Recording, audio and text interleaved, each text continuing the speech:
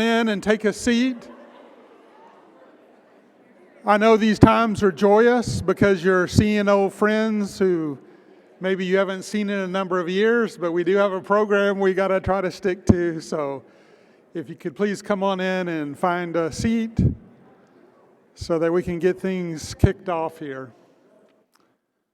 My name is Steve Holland. I'm chairman of the board of the National MPS Society and have been on the board, Amy and I, since 1998, so we know most of you out there. But for those we don't, we want to meet you and get to know you. And welcome to our 40th conference here in Columbus, Ohio. Now, I got to make a distinguishment here that it's our 40th conference, but as you know, we celebrated our 50 years in existence last year. So there were a few years in the early days when there wasn't a conference, so that's how that works out.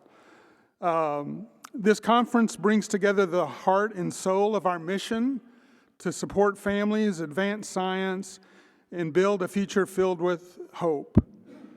Over the next few days, you will experience a dynamic blend of scientific sessions, family support connections, and community program, each carefully designed to inform, empower, and inspire. Our agenda includes powerful discussions on advocacy, health equity, and access to emerging treatments with insights from top scientists, clinicians, and policy leaders. We're proud to offer sessions that reflect not only where science is headed, but also how we continue to champion the needs of those affected by MPS-ML in every aspect of life. Throughout our time together, we will also celebrate the diversity of experiences within our community, from the interactive art therapy room, a quiet space for creative healing, to our dedicated spirit conference for our adults living with MPS and ML. We have about 30 registered for that. And our bereavement resources for those of us who have already lost children. And of course, we're especially excited to offer moments of joy and togetherness, including our 5K run tomorrow morning, our memory walk, and our celebration, a chance to explore, unwind, and make lasting memories with your family and with other families. We have over 450 conference attendees. Of course, they're not in the room at the moment, but we have over 450 that are attending, including 30 new families. So if you see someone you don't know, reach out to them, get to know them, because these connections will likely become lifelong, benefiting you and your family for many years to come.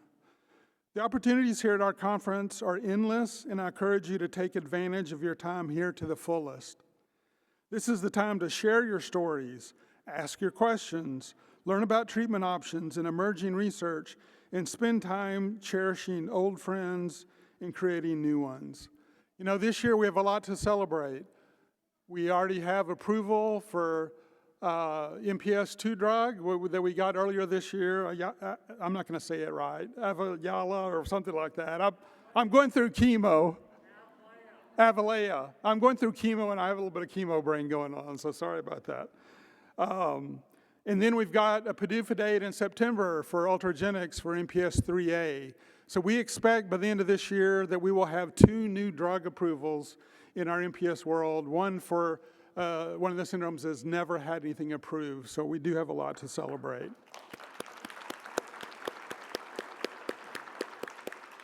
So thank you for being here in Columbus to learn, connect, and grow. Your presence is what makes this conference so special. Now, for the first order of business, we have a Legacy Award presentation, and I'd like to introduce the recipient of that, Dr. Chet Whitley, MD, PhD. Everyone knows Chet for many years at the University of Minnesota. So it's one of the true honors of my role at the MPS Society to stand up here today and thank a man who has spent more than 25 years serving our scientific advisory board and more than 40 years chasing a cure the rest of the world once thought was impossible. Some of you know Chet Whitley as a name on a paper. Others knows him as the calm voice at the end of a phone when a diagnosis feels like the end of the world. Everyone in this room, whether you know it or not, has been touched by his work. Let me take you back to September 13th, 1983. At the University of Minnesota, a young physician scientist performed the first bone marrow transplant in the United States for a child with Hurler syndrome. There was no roadmap. No one could promise it would even work. No one knew for certain that anything delivered into the bloodstream could cross the blood-brain barrier and protect a child's mind. Chet decided to find out anyway. It worked. And in that moment, he didn't just help one child, he proved everything that changed the course of our entire field. He showed the brain could be protected. That discovery became the foundation for every enzyme replacement therapy, every gene therapy, and every systemic treatment that families in this room rely on today. But he didn't stop just there. Chet is part of the reason we even have the language to talk about our own diseases. In the early 1990s, sitting across from the table from the FDA, he coined the term ultra-orphan disease because our families needed the world to understand that MPS and ML aren't just rare. They're rarer than rare, and they deserve their own seat at the table, and it helped give us that seat. In the late 1990s, he ran the first ever gene therapy trial for mucopolysaccharidosis for Hunter syndrome. Around that same time, he invented the DMB test, the simple urine test, that labs around the world use today to help diagnose our children faster. And this is sort of when my family arrived on the scene. I can remember so much our first conference in 1994 at Disney, and my family and our 3 kids were sitting there, and he came and sat at our table, and he said, "Why are you guys here? Do you have a cousin with MPS?" And I said, "No, these are 3 MPS cherubs sitting right here in front of you." So that gave us a lot of confidence that even though he was an expert at that age, he could not see MPS in them. So that was our first meeting with him. And then again, as a clinician, in 1997 and 99, we were able to visit again, as well as other times. So when our community needed a place to gather, scientists, clinicians, and families all in one room, Chet built it. In 1988, he organized the first ever international symposium on MPS and related diseases. And then in 2004, he founded what we now know as World Symposium. That's huge. I know many of you have been to that. Still today, one of the largest gatherings of lysosomal disease researchers anywhere in the world. As I recall, there was about 2,000 people there, probably more than that this past year.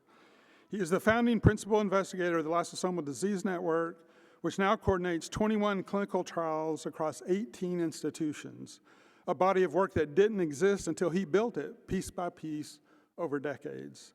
But here in this room, we know him differently. For 25 years, Chet has sat on our advisory board, and not because anyone asked him to stay that long, but because he chose to stay. Year after year, meeting after meeting, he has fielded our questions before FDA submissions.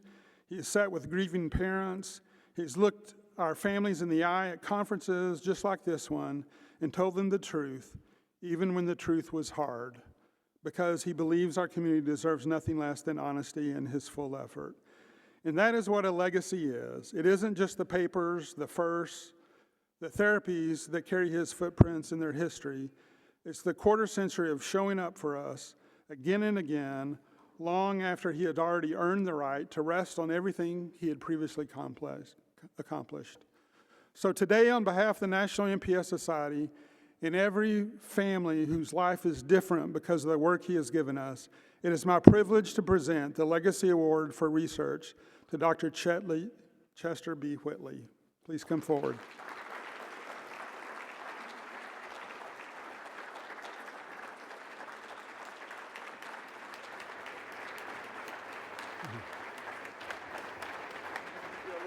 Steve, thank you so much. Thank you. Thank you so much.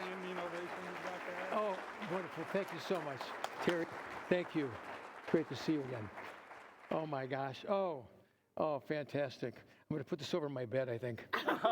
Thank you very much. Thanks, everyone. Get a picture? Sure. All right. All right. Whoops. Is there a camera out there somewhere? Oh, hi there, folks. Thank you. Thank you so much. Let me just set this down someplace gently. I presume you can all hear me. Let me say thank you to Steve for all the things he said, and Terry for putting on such a beautiful conference and for doing all the things you've done so far. So, Steve really covered my whole career, so there's really nothing more for me to say, frankly. Steve, there was one fact you got close right, but not exactly right. At that meeting in Disney World, I came down and sat next to your family, and I think your wife said, "We have a child with Hurler syndrome." And I looked at him, I said, "Which one?" And she said, "All three." That was so clear in my mind. That was a memorable meeting, and I always think about that. Thank you for all you've done for the society ever since this time. So let me move along quickly, sort of the usual kind of disclosure statement that we have. I've had many associations with pharmaceutical companies. They're quite often the energy, which is money, that drives getting to the next step. Thank you to the National MPS Society. I'm so delighted to be here today for this talk and to speak to the people here for whom advances in understanding and treatment of MPS conditions matters the most. I do go back to the time when I got involved with MPS studies, and I got to give slides changed on me here, sorry. I got to give help to respect to Jack Hobbs, who did the first bone marrow transplant in London right around 1980-81. And at that point in time, nobody believed the blood-brain barrier would allow enzyme from the bone marrow to get through the blood across the barrier to prevent the neurologic condition. I again began working in this field as a consequence of that, and I'll review some of that in a minute or two. But let's just move on here. We got to go back in history a little bit to see where we came from and have perspective for the future.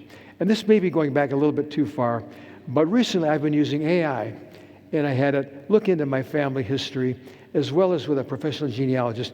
And this is the boat King Ferdinando, built in the early 1600s, most likely. It was a merchant marine, but the UK, the English fleet took it over to fight the Dutch on 2 occasions. But from various documents kind of highlighted along the left there, we have a construction that AI did. Isn't that curious? It's all hypothetical, but it does lend some tangibility to going backwards. So back at that time, Captain John H. Whitley apparently took this boat across from London to the UK, to the colonies at Virginia, and went back and forth as a merchant mariner. He was born technically in the Isle of Wight in England, and then died in Virginia, in Jamestown area in the Isle of Wight in the colonies. But we don't have to go back that far, right? So here's what I'd like to be doing today, although I'd rather be here. I'll have to do this tomorrow. This has some relationship to where we are right now, Columbus, Ohio. This is my little boat back in Minnesota called Standard Deviation. That's the name of my boat. It's a 26-foot skiff-craft flybridge, oak plywood lapstrake hull, varnished mahogany interior, but it was built here by the Amish and Mennonite boatwrights just a few miles from here in the Plain City, Ohio, in 1987. So this is my 40th anniversary for the boat, too. I began my academic career, if you will, in Carleton College. And at that time, in my last year, applying to medical school, graduate school, a guy by the name of Ted Friedman coined the word gene therapy. And this is the article that he did it in. And we were in an ethics seminar just starting to talk about slicing and splicing genes and maybe using them for human therapy. And this is what Ted is known for, the word gene therapy. At the same time, this article came out. Paul Berg wrote an iconic article that really predicted what we hope to do now, and we are doing to some extent. The title is Biochemical Method for Inserting New Genetic Information with a SV40 virus, putting in the virus called a lambdaphage with genes for, say, an enzyme like galactosidase, maybe like beta-galactosidase from E. coli bacteria. This was mind-boggling to me and many people because we're taking a gene from a bacterium, using a virus to deliver it to a human cell. Wouldn't that be great if we could do that? In fact, more information came out a couple years later when that exact same therapeutic idea was even closer. So this group had this article called Gene Transfer to Human Cells by a transducing phage lambda, that's a virus, and putting this plaque gene vehicle, if you will, into GM1 gangliosidosis patients. Well, that might not seem relevant to you if you're thinking about gangliosidosis, neurologic lysosomal diseases, but it's also the same enzyme missing in Morquio syndrome type B. So this is what we are doing right now, or aiming to do. So then I moved on, let me back up here a little bit. At graduate school, my thesis under Bob Desnick was studies of heritable and induced lysosomopathies. And if one continues with one's knowledge and extrapolates it, more things happen, you learn more. In fact, when I got into medical school, I started thinking about this. I found in another article a new drug called amiodarone. Maybe some of you are taking this. It turns out both chloroquine, which I studied in my graduate school thesis, is very much like amiodarone. And because we knew that I had frankly determined the mechanism of lysosomal action, neutralizing the pH of the lysosome, inactivating the Fabry enzyme, the same would apply for amiodarone. So at this point, we have to extrapolate and say, because this class of drugs impairs lysosomal functions, it's not good for people probably with any lysosomal disease. It makes their condition worse. By accident, almost, I did my first human clinical trial. I was on the wards as an intern, and a patient with very, very bad diabetes, and this may not make sense to anybody because it doesn't make sense. They were treating this child with chloroquine, an anti-malarial drug to treat insulin. Well, why? Because in those days, they knew that chloroquine did something bad to lysosomes. Breaking down hemoglobin in the human red blood cell was what chloroquine interfered with. It killed off the malarial parasite by killing off the stomach vessel, which is really a lysosome in that organism. So we already had this patient treated. I monitored lysosomal enzymes concurrent with treatment of diabetes, and that got published here. So at that point, we knew we could make patients worse, actually produce the corneal hazing that they get by giving chloroquine. So then I get hired to the University of Minnesota Department of Pediatrics. And as I said, Jack Hobbs and a group in England had done the first bone marrow transplant for Hurler's syndrome. And that stimulated my then boss, department head, Bill Crivet, to say, I think we could try this here at the University of Minnesota. We have the most advanced pediatric bone marrow transplant in the world at that time.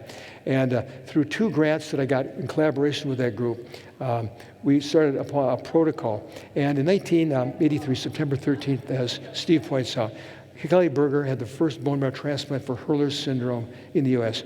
And the opportunity, but the chances were great. When we saw patients coming in, if they have a tissue type HLA identical sibling, the risk was probably about 80% of survival, but 20% death during the transplant. We'd have to get a lot of chemotherapy. But Kelly seemed to be doing pretty well, and so we pursued this hypothesis: would we actually get neurologic benefit from doing such a transplant? Remember, there's the blood-brain barrier. The hypothesis was, would allogeneic hematopoietic stem cell transplant improve survival?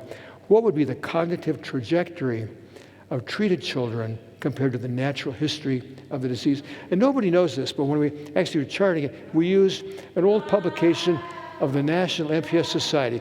What was it called? Courage?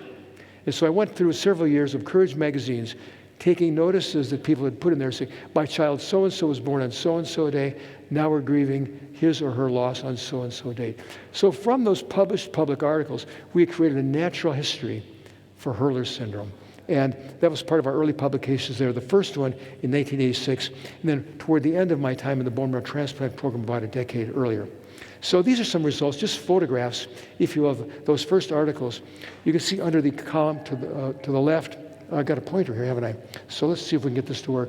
Over here, you'll see the age of transplant. There's Kelly, and these are the ages of kids coming into transplant. And then we look at their marrow dose, how much chemo they got, and their white cell reconstitution. And then after a decade, how many survived? 2 died in transplant, so of the 11 children, 9 had survived. And we also looked at the clinical outcomes, the things that really matter to the people who did survive. Importantly, they have complications such as graft versus host disease.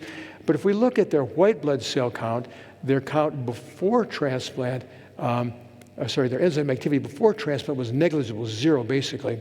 Went up to this level at some other time here. So we know that bone marrow transplant did bring the enzyme into white cells. The question is, what about the rest of the body? And among the things that we measured for efficacy was the opening pressure, the lumbar spinal tap. And I think this will be relevant to following Sanfilippo A children. For any of the neurologic diseases caused by heparan sulfate in particular, what happens to the spinal fluid pressure? Do they have hydrocephalus, or is that treated? Here we showed in those first transplant cases that a high opening pressure, 20 is normal, 49 was very high, came down 24 months later to 17. or 31, which was high, came down to 18. And so forth. One child had to have a transplant during the transplant period. So the most important question was, what's the psychometric evaluation? Are we really getting therapy across the blood-brain barrier? Something that nobody said could occur. Now, I'm not here as a proponent of that one philosophy. I really had to take an objective scientific view of this and test it out. And so my psychology colleague, Pinyon Chang, did his first studies. Many of you know Elsa Shapiro. She became involved a little bit later. But we find out that kids with a normal IQ, and by the way, IQ or developmental quotient is 100 average or mean. So the average human being with normal, non-disease learning has an IQ of 100. 2 standard deviations below that is 70, that's a low IQ. 130 is genius level. So Kelly started off here in the normal range with a 91, and then she maintained that by 8.5 years of age at 87.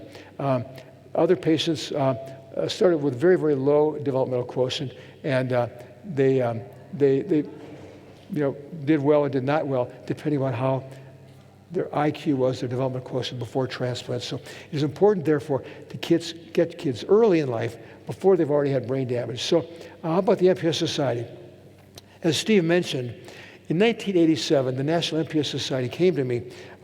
This was actually Marie Capobianco, who was the president then, had 2 children with Sanfilippo syndrome type B. And Joan Cohen, Joan, where are you?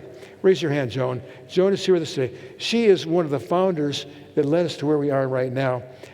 They said, we've got $3,000. We'd like to contribute to your research. And I said, well, Maria, Joan, I have another idea. How about we come up with a meeting to bring people together instead of doing research with your money? And so we turned that $3,000 into $30,000, and we put on the first international, we used the word international, symposium on lysosomal diseases. And this is the printed advertisement, May 20th, 22nd in 1988. And this happens to be electron microscopy of all the bad stuff, the mucopolysaccharide in lysosomes, from a little girl, Valerie Floyd. This is a tiny needle biopsy of her tonsil before she went into bone marrow transplantation. But it shows you all the problems we're trying to get rid of. All that white stuff is the bad storage material in a tonsil. And by the way, this is why tonsils shrink after bone marrow transplant, because you get rid of all that. It's part of the airway obstruction. So Christine Lavery was one of the people we reached out to in the UK. We wanted all the MPS societies to be involved, and that's ultimately what happened. This is the poster, or the booklet, if you will. We have the German, the UK, the Canadian, the US MPS societies getting together to sponsor that meeting and organize it, which was at the University of Minnesota. And going on, I want to just show a few things. This is Marie's letter at the beginning of the meeting, talking about her interest, her role in doing this meeting to bring together all the experts. We knew there was not much research going on. We had bad diagnoses we could deliver to people, but there was no therapy, of course, at that time at all. But nevertheless, we put this meeting together. And a couple pages out of that meeting, just some key names there. Harold Shea, actually, Hank Shea, was the one who discovered, while he was at the University of Pennsylvania, that kids in their teenage years had corneal clouding. They looked like Hurler syndrome, but they're way too old. In fact, their intellect was too old. It was too good to be Hurler syndrome. So he came up with another diagnosis, if you will, MPS 5. We now know the same thing as MPS 1. And by the way, he graduated from medical school at the University of Minnesota, but he actually went on to become famous for various surgeries at the University of Pennsylvania and found the Shea Eye Institute. We have Jürgen Spranger from Germany. We have, hey, Joe Munzer. Joe Munzer, you're right here. You remember this meeting. Not many people do because they've all moved on. But read by Ritz. Kumar Balani, who I had a phone call with last night, still trying to help us take care of the very difficult anesthesia of kids with MPS disease and others. Ruben Madelon, who always claims, and he's right actually, he was the first one to publish the enzyme assay demonstrating that iduronate was the cause of MPS 1. Of course, Liz Neufeld had been working on that a long time, and she had a much more visible publication a little bit later. We can look at a few other people who are here. John Hopwood, who really cloned many of the genes for various diseases, and a whole raft of people here that you might recognize from historical purposes. This is one of the first times that all these people got together in the same room. They'd been publishing, but not in the same room, and they were really happy to do it. People like Stuart Kornfeld, Bill Sly, who discovered how mannose-6-phosphate causes blood uptake take up of enzyme from the blood into cells, the cross-correction phenomenon, as well as Elizabeth Neufeld, who really proved that so vividly in her laboratory at the NIH, and then and so on and so forth. John Wolfe, and Ed Schuckman, Mark Haskins, Bob Disnick. There are a lot of people that you know of because of their work.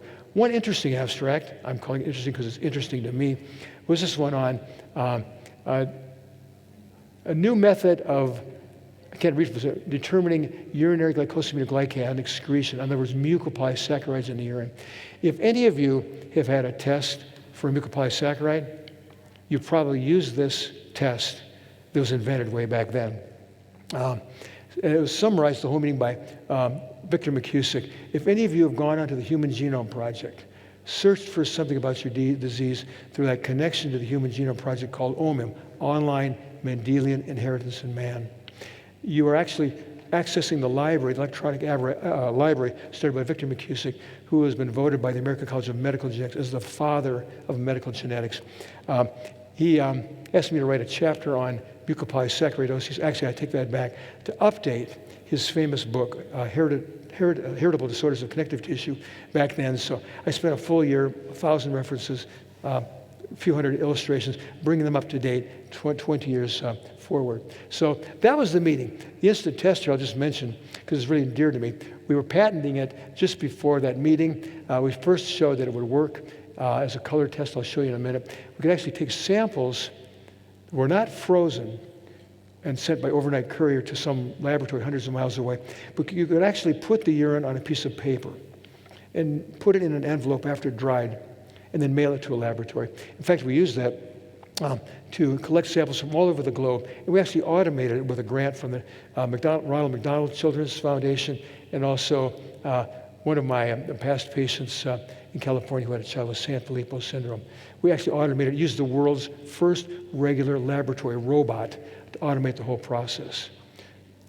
This is the color change. The dye normally is a light blue tinted color, but if you add any kind of urine that has mucopolysaccharides or glycosaminoglycan in it, it turns pink.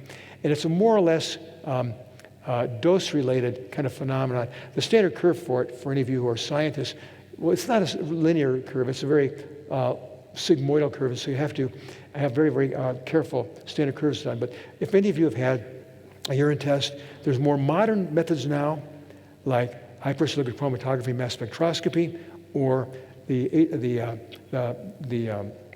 non-reducing N technology. But if you look at your lab report from AROP, from Greenwood Genetics Institute, or from Mayo Laboratories, they probably also ran the DNB test. It's been an enduring test. Well, during this time exploring bone marrow transplants, some other things came upon us. And I think we have to take advantage of unusual or unexplained things and discover why they seem unexplained. And one that's memorable to me is when a Northwest pilot and his wife, who was a stewardess, they used to call him, right, cabin attendant, said, we have a boy here, our son, who's got Hurler's syndrome. In fact, he did. There's no question about that. They tried to have more kids. After that, they had amniocentesis on their next pregnancy, low enzyme activity, they terminated. The next pregnancy, they used chorionic villus sampling, low enzyme activity. That baby's also affected, so they terminated that pregnancy, and they adopted after that. But I was trying to develop a test for hidradenitis in tears, but of course, I used standard sources such as white blood cells, and the strange thing is that the husband had the normal, half normal levels of enzyme, but you look at mom, she had almost no enzyme. So we examined her very carefully. Did she have a mild variant? Did she have Shea syndrome? She was entirely normal, had normal urine. So she really did not have any signs of an MPS disease. We now call that a pseudo-deficiency state.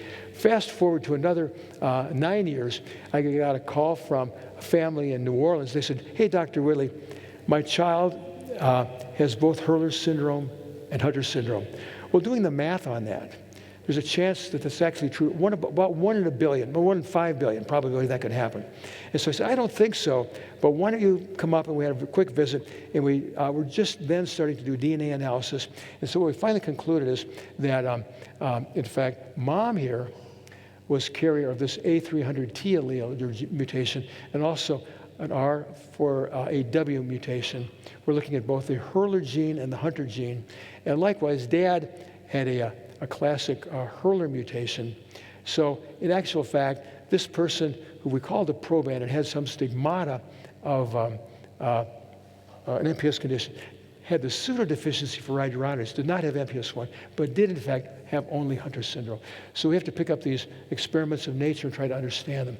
Going back to bone marrow transplant a little bit fast forward, this red line was determined largely, actually exclusively, by the National MPS Society's Courage magazine. We continue to take obituary notices of public information. If they had the birth date, the death date, we quantified them and look at, beginning at the time 0 here, how many kids survived to this age. And if you have a true diagnosis of MPS I and there's no treatment, this is what happens. Our children with bone marrow transplant, back then, and this is not the current statistic, but the old group before there was better preparative regimens, there's a gradual, longevity of that era. So about in 2008, now about 32% of patients from that first era, had survived for those ages, 30 and 40 years of age. Bone marrow transplant did teach us and become the standard of care for the past 40 years because we found out it reduced morbidities, it reduces ear infections and conductive hearing loss, it reduced corneal clouding, it prevents or reverses obstructive airway disease and sleep apnea, it reverses and prevents hydrocephalus. It also stabilizes cognition against neurologic disease, and it increases longevity. So that's where we were, and it is a one-time permanent treatment, but it's not the perfect solution. So what's next? There we go. So this is a more familiar, more modern interpretation of MPS I clinical phenotypes and therapies. This young lady was Kelly Berger, the first woman, the first child to have a bone marrow transplant. And many of you know the Dance family here, and we'll talk about them a little bit more, but we know of more attenuated conditions and more severe ones. And the difference becomes, do we choose a bone marrow transplant or something akin to that, or do we get by with enzyme replacement therapy, which is tremendously helpful, thanks to the Dant family, Mark Dant in particular, funding and supporting the work of Emil Kakis. We have Aldurazyme. This is a young lady whose mother I talked to just last night. She was a child whose mother said, I couldn't put my child through a bone marrow transplant. So she survives today with the same serious stop codon mutations as other Hurler kids. But because she's been getting enzyme, Aldurazyme enzyme, she survived age 25. And this is her celebration of her 25th birthday just this past February. I think it was February 5th. So that's where we're going. But look, I think there's a dose effect. Not only does the severity of the mutation impact your long-term clinical outcome, if you will, but the dose of enzyme you're getting, either by bone marrow transplant or by enzyme replacement therapy or some new gene therapy, is really determined in part by dose. That's my conviction. And if we see what was going on here with Allison, the normal range for urine gags, that DNB test or a better test, back in 2008 for Allison, that young lady there, the urine gag started going up. How her clinical sense of her disease, her own appreciation of it is hard to say, but she wasn't getting any better. So we did something thanks to my colleague, Dr. Janine Jarnes. She got approval to double the dose of Aldurazyme, double the dose. And so you can see what happened. The urine gag starts going back down again. So dose in this case is clearly illustrated here. Dose matters. So these folks here now are getting therapy, whatever available. I want to just point out, it comes across. Allison has had, over 1,000 infusions, but at the high dose, and that cost is roughly estimated to be about $1 million. And the Dance here, again, 1,500 infusions at the standard dose is still costing a lot. So this is why people are a little skittish about paying for this. Insurance companies are, but they still are paying for it. So how about other diseases? Well, I did a bone marrow transplant with this little gentleman right here, Taylor, and it was a perfect transplant, got full engraftment, no complications, no GVH. He did marvelously after his transplant at 18 months of age. I thought it was a great outcome. This is him in high school. What do you think? Do you think it was a great outcome? He may not be so sure. We're done? Oh, you're applauding. Oh, well, yeah, let's clap for Taylor. So, I'm sorry, I thought I was already done. I got a few minutes left. Thank you. So, anyway, Taylor would like to have better therapy. This stuff called Naglazyme came by. And so Taylor said, well, would that help me? I've already had a bone marrow transplant for maybe 18, 20 years. He was very needle shy, by the way. So he asked the question, would it do me any good? I said, Taylor, I doubt it. You've already had, bone marrow enzyme, for the past couple of decades. We looked at the literature and said, well, with people who get bone marrow transplants, their urine GAG goes from this is tenfold above the top end of normal, to about normal. The top end of normal would be 100%. So it looks like bone marrow transplant brought you down from a very high level to a pretty normal level. That looks pretty good. How can we improve on that? By the way, he was very needle shy. I keep saying that because he did not want to get stuck all the time. So at that visit, I said, look, we'll give you one shot of Naglazyme. I don't know what we're going to measure. You're not going to feel a lot better, I would think, but we'll give it a try. And what we can do is to try to get a rough idea is look at your urine GAG levels. Well, here's what it is. So this is back a few years ago. And first of all, we got 3 urine GAG levels. The top end of normal is right here. So anybody below about 6.5 units of glycosaminoglycan or mucopolysaccharides you want to get down below this level. Before transplant, he was way up here on the ceiling somewhere, but he come down this much, that's a good outcome. And we got a daily urine after that. He got his Naglazyme, and then we follow urines every day. Well, it's probably just, variation. That's not much of an impact.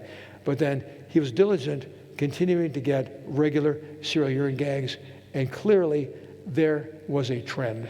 And it's trends that count, not one simple measurement. There's all variation in the patient, in the test, in all sorts of things. So trends count. But we showed that after already having a fully successful bone marrow transplant, we started getting one shot of Naglazyme, there was a biochemical effect. And he came back a little bit later, and we asked him, it's been 2 years now you've been getting Naglazyme enzyme every week. Do you feel any different? He said, well, I don't know. I don't think so. His mother said, Taylor, are you kidding? 2 years ago, we took you to Disneyland, and you had to get in a wheelchair. You could barely walk. Last week, we went to Disney World, and you were running around, walking around the whole day. So Elizabeth Braun looked at his heart valves. They were actually improving, which is almost unheard of in MPS diseases. But there was clearly a clinical effect, and he continues on to this day. And I get a text message every time he gets his Naglazyme infusion. So if you want to look at him a little bit more, he's got a fascinating blog out. And you can look up, just Google Taylor Willis, Marteau-Lemay syndrome, YouTube. And he's got a very nice talk by one of his friends here who does this YouTube. I won't say anything more than that, but he is a real hero among many of our patients here. And he's been very public about it. So first gene therapy for mucopolysaccharidosis disease. I'm leaving bone marrow transplant work, always pursuing what I think has been my mission, if you will, and that is to do gene therapy. And a couple of graduate students in my laboratory and others, Steve Braun, were able to get a Malonium-Murine retrovirus leukemia virus equipped with 100 normal gene enzyme. And one white cell would produce about 70-fold above, 70-fold, that's a lot of enzyme from a single cell. So we then launched a clinical trial and published it, and then got through the FDA, treating Mr. James Oliger from Iowa for a full year. Once a month infusions of his own white cells. They've been taken out of the freezer, treated with a gene therapy vector, and then infused back into him. There's a whole lot of stories there I can tell you, but basically it was not enough clinical effect to say this was worth going forward to. But it was the first gene therapy for any mucopolysaccharide disease. Where are we today? Another interesting industry development was Sangamo Therapeutics. They came to me and said, Chet, we've got something called a zinc finger nuclease. And by the way it works, we can give one AAV virus that will grab onto the albumin gene in the liver and cut the DNA there, along with a second virus that has to also be present. And then we can insert the normal therapeutic gene, let's say for MPS 1 or the MPS 2 Hunter syndrome. And we think we can turn a few liver cells into enzyme factories. It would be replacing enzyme replacement therapy. It's a one-time infusion, 3 viruses given at the same time. It'd be a targeted gene insertion, so we don't have to worry about the virus wandering off and starting a cancer someplace. It's only going into a safe harbor in the albumin gene. And so we did that. First of all, in mice, you can see we had to have 3 different AAV vectors. And those of you that are thinking mathematics, if you have to have 3 different vectors carrying the total payload to do this, what's the probability of one vector getting into that same liver cell? And what if you had to get 2 or 3? The statistics are grossly against you. Nevertheless, we provided the data to the FDA and to the NIH RAC committee, and we went ahead with the systemic delivery of zinc finger nucleases and AAV viruses and making enzyme from the liver. Well, when we did the clinical trial, actually Paul Harmat, this is our publication on it, both for MPS 1 and MPS 2, and it led to a human clinical trial. And Paul Harmatz will know this because you'll see in a minute that he actually supervised this infusion, the first in vivo gene editing of any human being on the planet. And that was for Hunter syndrome, and that occurred there at Oakland Children's on November 13th, 2017, and this is the patient getting it. And so the sad thing is, even though it worked very well theoretically, like our own gene therapy, the company had to admit and recognize it was a milestone because we did it safely. We gene edited a few cells in the human liver. But overall, the zinc finger nuclease in vivo gene editing had a favorable safety profile. Nobody was hurt, with evidence of targeted genome editing into the liver. But no long-term enzyme expression was observed in the blood, and there were no significant changes in the urine. So we have a great theory in therapy in theory, but it did not go on beyond that. So during the same time, again, another graduate student working with a Leo and colleague, Michael Frisbell, and a whole cast of others said, I think we can do this with CRISPR-Cas9. And I remember the day we thought about it, we were having our lab meeting, we went outside, it was a nice summer day, and we came up with the idea. I said, well, I don't think it's going to work, but give it a try. And the real genius was Leo and Michael Frisbilla sticking with it. And we found out we could do this delivering the virus not in 3 viruses, but delivering CRISPR-Cas9 in just 2 viruses, dramatically improving the probability, what we call the stoichiometry of the reaction. And having done that, we've not only published that we can do it for Hurler syndrome or Scheist syndrome, MPS 1, we can do it for Tay-Sachs-Sandhoff disease with an enzyme called hexosaminidase. And we also know we can do it with the beta-galactosidase gene. Hey, I remember that from my college days, right? That ethics seminar, putting the beta-galactosidase gene into mice and curing them either of GM1 gangliosidosis or, in theory, Morquio syndrome type B. So this is the evolution of therapies in our field, what I've largely described. We've gone from hematopoietic stem cell transplantation, IVERTs, small molecules or chaperones, gene therapy. We've even seen intravenous in utero pre-birth enzyme replacement therapy. And we're now looking at gene editing. So where are we moving forward to? Well, there has been a major problem, which we discovered early on, of course, was blood-brain barrier penetration. How can we get the enzyme from the liver into the brain? Well, one of the people I admire the most is a parent, a mother, by the name of Karen Aish. She had a child with Sanfilippo syndrome type A, and she said, scientific community, how do we treat this disease? There was no treatment. But there was some scientific laboratory work saying you could drill tiny little holes in the skull and put tiny little catheters into the brain and infuse an AAV virus, and that could get enzyme to the brain. So the first 4 children were treated in Paris. Actually, one of her daughter was one of those. A massive, heroic Joan of Arc type of feat. And we then became involved in the next study, and I don't know if any of you know Roy Zakami, but he tried to get us the vector himself through Karen, and it was going to go forward. We trained in New York how to do these catheters and so forth, but then Lysogene had a reinvestment, so we couldn't do that. But a bigger study happened, and this was the first patient at the University of Minnesota to get Karen Aish's Lysogene treatment. And so what you see here is my 2 colleagues, neurosurgeons, who drilled tiny little holes in the skull of this young lady, and over the course of 3 or 4 hours, minute droplets were deposited in 6 different places, 12 different places within the brain cortex itself. And at last year's World Symposium, she reported that that was safe, There are some complications you can see on MRI, but if you require only the safety issue to get FDA approval, that meets that criteria. The big question of efficacy remains, will the heparan sulfate go down after that treatment? Will the cognitive ability be stabilized? And that, I think, is under assessment right now statistically. So moving on, there's other ways to get around the blood-brain barrier. That's a pretty difficult one. More recently, we've been working with a company called Prism. Actually, it's now a subsidiary, actually brought into Eli Lilly, the largest pharmaceutical company in the world. And they're using a route of administration developed by Jim Wilson, by the way, called the intracisterna magna route. So in this case, you're seeing a little baby turn on their belly in a CT scanner. And Dr. Jagadisan here, who's a interventional radiologist, is very, very carefully putting a tiny little needle, a catheter, right in the back of the neck, not hitting the spinal cord, but just a little bit of cerebral spinal fluid that will eventually bathe the brain. And here's my personal anesthesiologist, that's what he called himself, Kumar Balani, helping him with the anesthesia. So this is another alternative route, ICM treatment for MPS 1 and 2 and perhaps many other diseases if they succeed getting through FDA approval. So another solution for getting into the brain are what we call fusion proteins or actually brain-penetrant enzymes. So we have to move quickly. The problem is, right, cross-correction in the brain remains a major impediment to neurodegenerative diseases. And the solution might be to engineer an artificial or synthetic enzyme which is already brain penetrant. We call these fusion proteins, and they're proven clinically to be efficacious.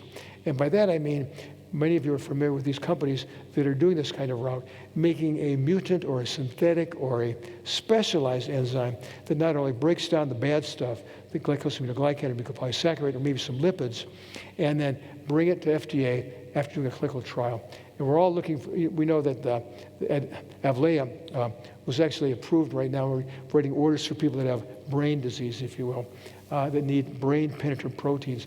And we're looking forward to Amilcacus's new AV vector. We hope it gets approved. He was out to our place 2 weeks ago doing a certification of our center as a place to do that therapy should it get approved. And I really am optimistic about it. So here we are. We're still back at the evolution of clinical lysosomal therapy. I will say, in the background, we've had, and this is a large part due to the MPS Society, the Lysosomal Disease Network. We have, as a consequence of being funded by the NIH, and 171 publications, all by many people, not me at all only, this is not my work, but I'm the recognized PI to help people get this done. Out of that came the World Symposium meeting, which we've talked about here a little bit. But the key thing is we generate a community of people who are interested in mucopolysaccharidosis and a whole lot of other lysosomal diseases, all which share common routes to therapy. They're all storage diseases by and large, and in most cases, but not all, if we can get the normal enzyme into the body some way and do it with a brain-penetrant protein, we have a therapy. So moving on, these are the therapies and their overall time frame, their timeline. So before there was any therapy, Elizabeth Neufeld and colleagues developed a concept of in vitro cross-correction. We could do it in a petri dish. And then Roscoe Brady developed, along with many other people, enzyme infusions given EIV. And then about 1983, 1980, the first bone marrow transplants were being done. And they proved to be, they illustrated that a clinical treatment was possible by getting enzymes into the right cells. And all of these medications are now FDA approved in blue here. Some of them are for MPS diseases, some of them are for other diseases. But remember, we started back here when absolutely none of these diseases had therapies. And just look at the proliferation in the future. I would say we're not done. There's still many diseases we have to think about. What we're doing at Minnesota, what I'm most enthusiastic about is this. It's that CRISPR-based PS gene editing system. We used 2 AV viruses to get into the liver, a simple IV infusion into the liver to get the enzymes to come out of the liver naturally, if you will. But that was still 2 particles, 2 AVs you had to work. I think with the advances in lipid nanoparticles, particularly with the safety of 5 billion or more of us having had COVID vaccines with a safe lipid nanoparticle, this is a great opportunity. I think most of the side effects you hear about from vaccines are the payload inside. What are you putting inside the spike protein? But the overall lipid nanoparticle has proven to be very, very safe, and there are a number of medications heading into FDA approval based on that lipid nanoparticle delivery vehicle. So let's just talk about that a little bit. I think, as we've shown here, we used 2 AV viruses to go into the mouse to make the liver cells start making the enzyme. But in the future, I hope we can do better. This is just sort of the cartoon that molecular biologists look at to show how this happens. We look at the albumin gene, not an MPS gene, but albumin is the most prevalent protein in our blood. And if we use Cas9 to insert it into a quiet space called a safe harbor sometimes, between exon 1 and exon 2, then you now have a therapeutic piece of DNA that you can package into a lipid nanoparticle.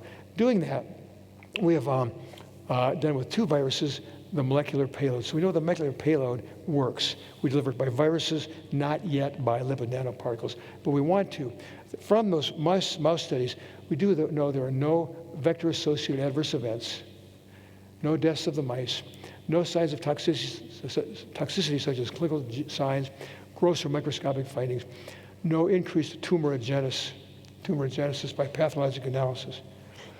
Pardon me. To make our own blood-brain penetrant proteins, enzymes, we start here with hexosaminidase protein because it's well known, and we attach various red things on here, which are those, what we call ligands, the things that help it get across the blood-brain barrier if we can make this happen in the liver. And so we know that from a series of these fusion proteins, one in particular is optimal for us. This minus number here is what we call the free energy, the most stable configuration. And from that battery, we've chosen one in particular. Now, I'm going to go through this really, really quickly. But I want you to know that at least in one mouse model now, we show that it's meeting all of the FDA requirements you would hope for in a mouse, which could be translated into human efficacy. So first of all, we're looking at the enzyme assay. In blue are the mice who are treated. In black are the mice that are missing the enzyme. So we go from down here, a diseased mouse, if you will, up to here, a mouse who's been treated. These are 2 other vectors we did in comparison. We can see both with an assay called MUG. It's 4-methylymbalifferone glycosaminide. And then here, a sulfated one to differentiate hexate from total hexosaminidase. We see the same therapeutic enzyme. We can like lots of enzyme, in this case in plasma. If we look on to other places, we can see that the number of insertions into the liver we have to make is very small. We can also see that the testing of the behavior by various tests here brings the mouse more toward normal. So in all these cases, the black line here is the normal mouse over 1, 2, 3 days of testing, and then the blue one here is our selected fusion protein delivered this way. The mouse does pretty well on what we call the rotarod test and the hanging mesh test. Again, blue is treated, black is untreated. We're going to look at an open field test to see how they do in learning in an open field, the number of rotations, the speed, and so forth. We can look at the time to descend a pole. You can see a mouse here going up to the top of a pole and then having to climb down. How certain, how dexterous are they getting down the pole? We time that. These are the kind of behavioral tests you do to assess cognition in an animal. And then doing that, we also look at the ill effects. We do not see a large antibody response to the AAV caps, the protein around it. We're not going to use them anyway, but we still tested for it. We also look at the Cas9 enzyme against AGG.